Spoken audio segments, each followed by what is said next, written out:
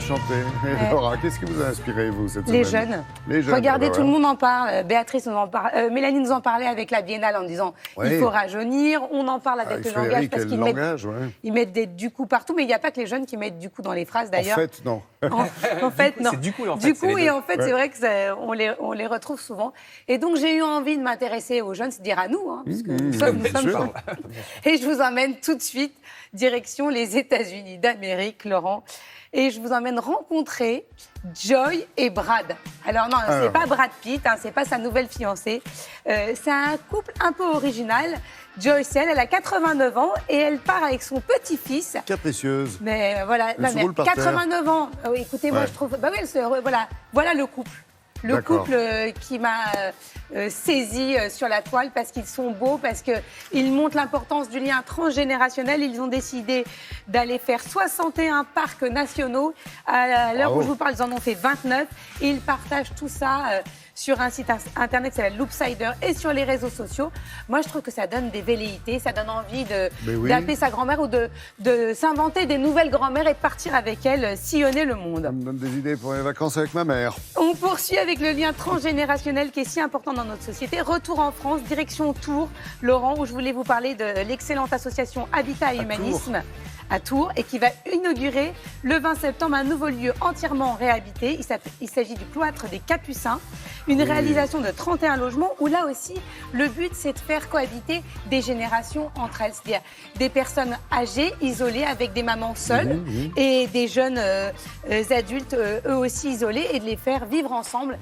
Et on sait que c'est important, voilà, il ne faut pas mettre les générations entre elles, il faut les mélanger. Absolument. Voilà.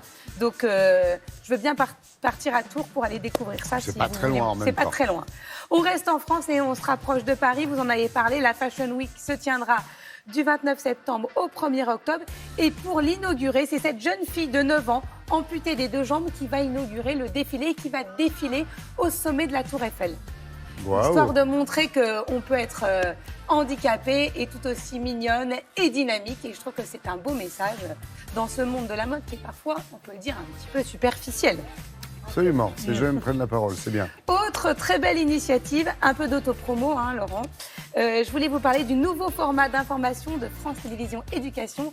C'est Zoom. Zoom, c'est 1 minute 30 pour tout capter de l'actualité. Donc, plein de sujets vont être décryptés, de l'actu, de l'histoire, des sujets de société.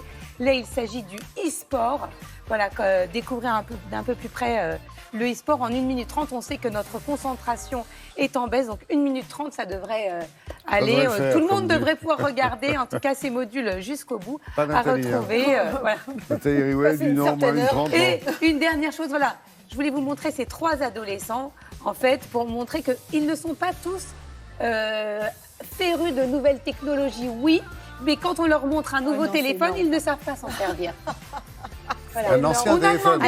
Oui, pardon, un ancien. Quand on montre les téléphones à 4 ans. Ça, si c'est le dernier machin à la pomme. Non, pardon, un ancien. Quand vous leur montrez un téléphone à cadran, voilà ce qui se passe.